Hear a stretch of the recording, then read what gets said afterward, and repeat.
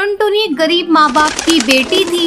इसी तरह उसके माँ बाप ने उसकी शादी जंगल में रहने वाले बंटी नाम के कबूतर से कर दी थी। कुछ दिनों बाद टुनटुनी के ससुराल वालों से दहेज की डिमांड करने लगी। देख टुनटुनी, अब तू जाकर अपने मायके से कुछ पैसे लेकर आ ताकि मेरा बेटा कोई अच्छा बिजनेस कर सके। माँ जी, मेरे माँ बाप तो बहुत गरीब है, कहाँ से वो पैसे देंगे? मैं कुछ नहीं जानती। अगर तुझे इस घर में रहना है तो तू जाकर अपने मायके से पैसे लेकर आ।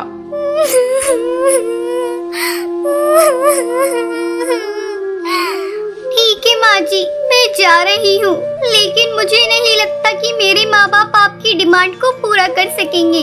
अगर तू पैसे लेकर नहीं आएगी तो तू वहीं रह जाना, यहाँ आने की कोशिश भी मत करना। मेरा बेटा जवान है, मैं उसकी दूसरी शादी कर दूंगी। मजबूरी में टुनटुनी अपने मायके जाती है, लेकिन अपने माँ बाप की हालत देखकर वो उनसे कुछ कहती नहीं है। एक दिन टुनटुनी को उल्टी होने लगती है। क्या हुआ बेटा, तुझे उल्टियाँ क्यों हो रही हैं? बेटा मुझे ऐसा लग रहा है जैसे तू माँ बनने वाली है। ये सुनकर टुनटुनी चिंतित हो जाती है और अगले ही दिन अपने ससुराल जाती है। आ बहुआ, ये ले मिठाई खा। तेरी माँ ने पैसे दिए हैं ना, मैं कल ही बंटी का नया बिजनेस शुरू करवा दूंगी।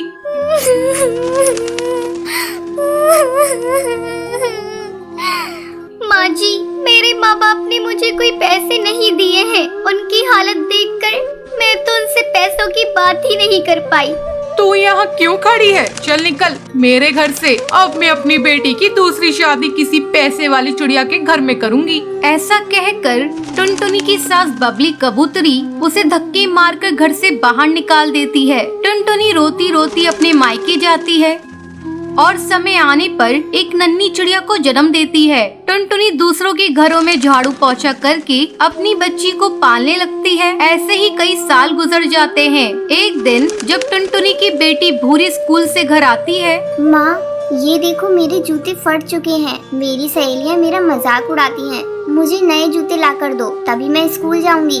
ठीक है बेटा, मैं ला दूंगी, लेकिन 1-2 दिन रुक जा। जैसे ही मुझे महीने के पैसे मिलेंगे मैं तुझे खरीद कर ला दूंगी। ठीक है माँ, मैं 2 दिनों तक इंतजार कर लूंगी। अगर तुमने मेरे नए जूते नहीं लाए तो फिर मैं स्कूल नहीं जाऊंगी।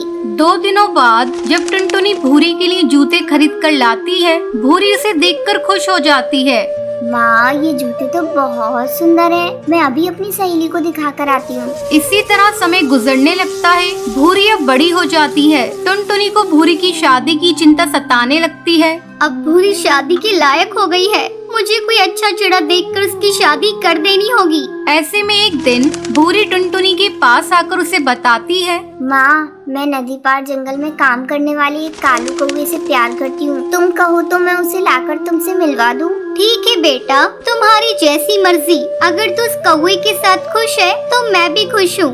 भूरी उस कालू कौवे को टुनटुनी से मिलवाती है। जल्दी उन दोनों की शादी की तारीख पक्की हो जाती है। एक दिन भूरी जब अपने बॉयफ्रेंड कालू के साथ घूम रही थी, तभी उसके हवाई मोटर का एक्सीडेंट हो जाता है और इस हादसे में भूरी की आंखों की रोशनी चली जाती है। तब टुनटुनी डॉक्टर से कहती है।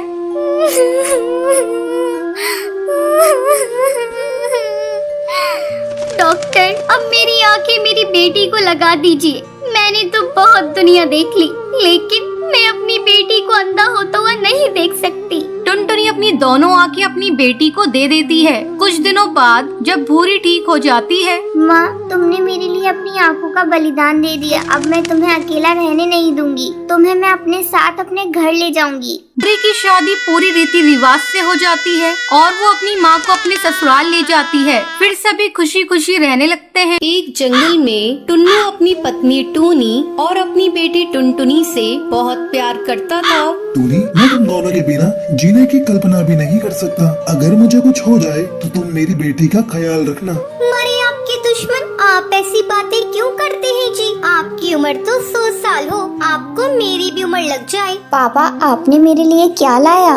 बेटा, आज मैं तेरे लिए तेरी मनपसंद जूते लेकर आया हूँ। इसे पहनकर मुझे दिखाओ। टुनटुनी जूते पहनकर टुन्नू को दिखाती है। पापा, ये जूते तो बहुत सुंदर हैं। मैं कल इसे अपनी सहेलियों को दिखाऊंगी। आप दोनों अब आप बेटी बातें कीजिए, मैं आपके लिए खिचड़ी बना कर लाती हूँ। टोनी जैसे ही खिचड़ी बनाने के लिए किचन में जाती है, वो बेहोश होकर नीचे गिर जाती है। पापा जल्दी आओ, देखो माँ गिर गई। टुन्नू दौड़कर वहाँ पर आता है। अरे ये टोनी को क्या हो गया? मैं अभी डॉक्टर को लेकर आता हूँ। टुन्नू डॉक्टर को घर लेकर आता है। डॉक्टर टोनी का चेकअप करती है। बधाई हो, आपकी पत्नी माँ बनने वाली है। अब आपको इनका बहुत ख्याल रखना होगा। डॉक्टर के जाने के बाद टुनटुनी बेटा, अब तुम्हारा भाई आने वाला है। मेरे ऑफिस जाने के बाद तुझे ही तेरी माँ का ख्याल रखना है। ठीक है पापा, अब मैं माँ का ख्याल रखूंगी, उन्हें एक भी काम नहीं करने दूंगी। क्यों? मुझे क्या हुआ है? मैं काम क्यों नहीं करूँगी? माँ, डॉक्टर ने आपको आराम करने को कहा है। मैं कुछ नहीं जानती, मैं आपकी एक भी नहीं सुनूंगी। अब से घर का सारा काम मैं करूंगी। मैं अभी जाकर पापा के लिए खिचड़ी बना कर लाती हूँ। अच्छा मेरी माँ, जा और संभाल कर बनाना। टुनटुनी खिचड़ी बनाने जाती है। अरे क्या तोड़ दिया, जरा संभाल कर काम करो। वो कुछ नहीं माँ, चावल का डब्बा नीचे गिर गया था। थोड़ी देर बाद टुनटुनी खिचड़ी बनाकर लाती है। पापा ये लो खिचड़ी, और खाकर बताओ ना कैसी बनी है। टुन्नू खिचड़ी खाता है। खिचड़ी तो बहुत अच्छी बनी है। टोनी तुम भी खिचड़ी खा कर देखो। वाकई टुनटुनी ने खिचड़ी बहुत अच्छी बनाई है। माँ, आज रात का खाना मैं ही बनाऊंगी। बेटा मैं बना लूंगी, तुम इतनी परेशान मत हो। नहीं माँ, तुम आराम करो, मैं कुछ भी बनाकर पापा को खिला दूंगी, तुम भी खा लेना। धीरे धीरे समय गुजरने लगता है। टुनटुनी टोनी को कुछ भी काम करने नहीं देती थी। टोनी की माँ मीनू चिड़िया उसके घर आती है। टुन्नू बेटा, मैं टुनटुनी और टोनी को अपने घर ले जाना चाहती हूँ। ये छोटी सी बच्ची कब तक अपनी माँ की देखभाल करती रहेगी? नहीं माँ, मुझे मायके नहीं जाना। यहाँ टुन्नू और टुनटुनी मेरी बहुत अच्छी तरह से देखभाल कर रही है। मेरी बेटी बहुत सियानी हो गई है, वो मुझसे बहुत प्यार करती है। अच्छा ठीक है टोनी, जब बच्चा हो जाएगा तब मायके आ जाना। ठीक है, मैं अब चल रही हूँ। एक दिन अचानक टोनी के पेट में दर्द होने लगता है। उस समय टुन्नू जंगल लकड़ियाँ लेने गया था। घर पर अकेली सिर्फ टोनी और टुनटुनी ही थी। टुनटुनी बेटा, मेरे पेट में बहुत जोरों का दर्द हो रहा है, मुझे जल्दी से अस्पताल ले चल। लगता है तेरे भाई के आने का समय हो गया है। माँ तुम मत रो, मैं अभी कुछ करती हूँ। बाहर कोई भी नहीं दिख रहा है, मैं किससे मदद मांगू? अब माँ को इस सब्जी के ठेले पर ही ले जाना पड़ेगा। किसी तरह टुनटुनी टोनी को लेकर अस्पताल पहुंचती है और फिर टुन्नू को फोन करके अस्पताल बुलाती है। टोनी बच्चे को जन्म देती है। पापा ये देखो मेरा भाई कितना सुंदर है, अब मैं मेरे भाई के साथ दिन भर खेलूंगी। टुनटुनी आओ बेटा मेरे पास, तू मेरी सबसे प्यारी बेटी है। ये सब कुछ तेरे ही कारण संभव हुआ है। टुनटुनी टोनी के गले लग जाती है और सब खुशी खुशी घर आ जाते हैं। तो ये थी आज की कहानी।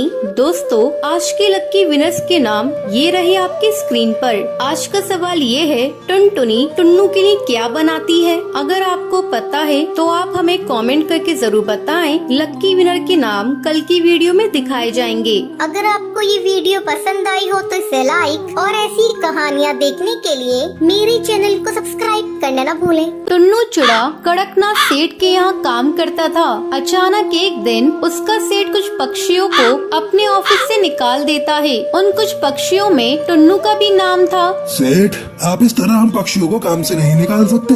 हम लोग आपकी ईंट से ईंट बजा देंगे।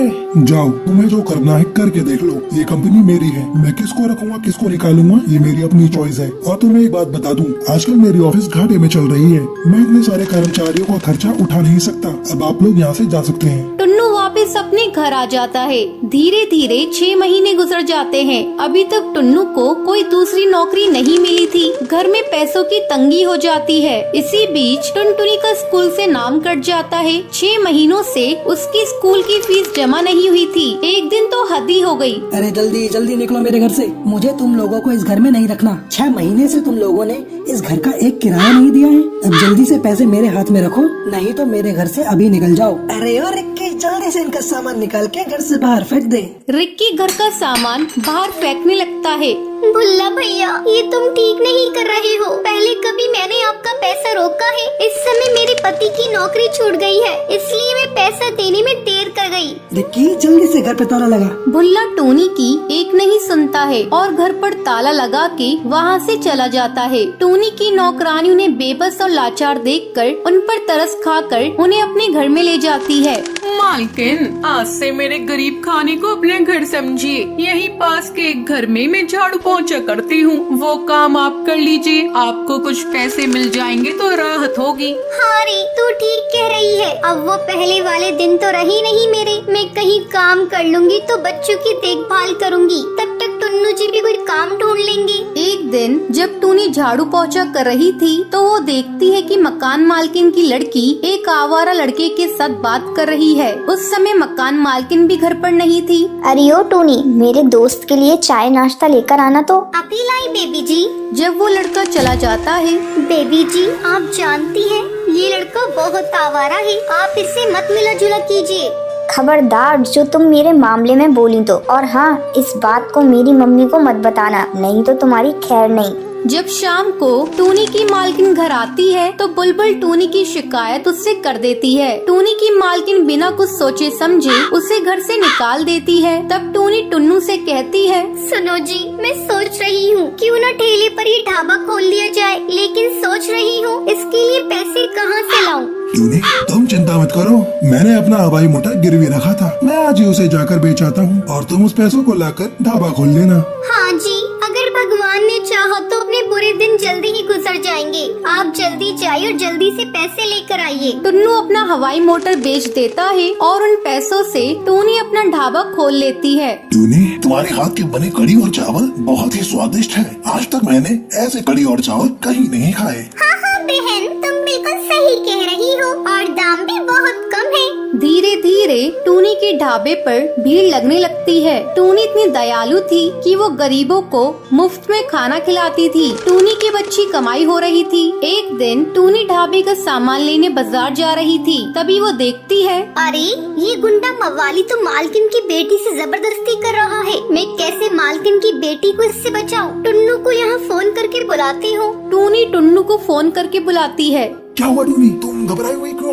टुन्नू जी, आप ढाबे के पास पीपल वाली पेड़ पर आ जाइए। वहाँ एक गुंडा मालकिन की बेटी से बदतमीजी कर रहा है। साथ में 2-4 पुलिस वालों को लेते आइएगा। टूनी, तुम घबराओ मत, मैं अभी आया। टुन्नू जल्दी इंस्पेक्टर को लेकर वहाँ पहुँच जाता है। इंस्पेक्टर साहब, जल्दी से इस गुंडे को गिरफ्तार कर लीजिए। इंस्पेक्टर जल्दी से उस कालू बदमाश को गिरफ्तार कर लेता है। तब बुलबुल, टूनी बहन मुझे माफ कर दे, मैंने तेरे साथ बहुत बुरा किया था। इतनी देर में बुलबुल की माँ भी वहाँ पहुँच जाती है। टूनी, आज तूने मेरी बेटी को बचाकर बहुत बड़ा उपकार किया है मेरे ऊपर। मैं भी तुम्हारे ऊपर एक उपकार करना चाहती हूँ। मैं अपना कुछ पैसा तुम्हारे ढाबे में लगाना चाहती हूँ। अब तुम एक ढाबे की जगह एक बड़ा होटल खोल लो। टूनी, ना मत कहना, मुझे बड़ी खुशी होगी। मालकिन, आज आपकी वजह से मेरा सपना साकार हुआ है। इस होटल का उद्घाटन आप ही करेंगी। हाँ हाँ टूनी, क्यों नहीं। तुम जैसे नेक और भली चिड़िया की मदद करके मुझे बहुत बड़ी खुशी मिली। अब बिना समय गवाए होटल का उद्घाटन करते हैं। टूनी के अब गरीबी के दिन कट चुके थे। अब वो हंसी खुशी अपने परिवार के साथ जीवन बिताने लगी थी।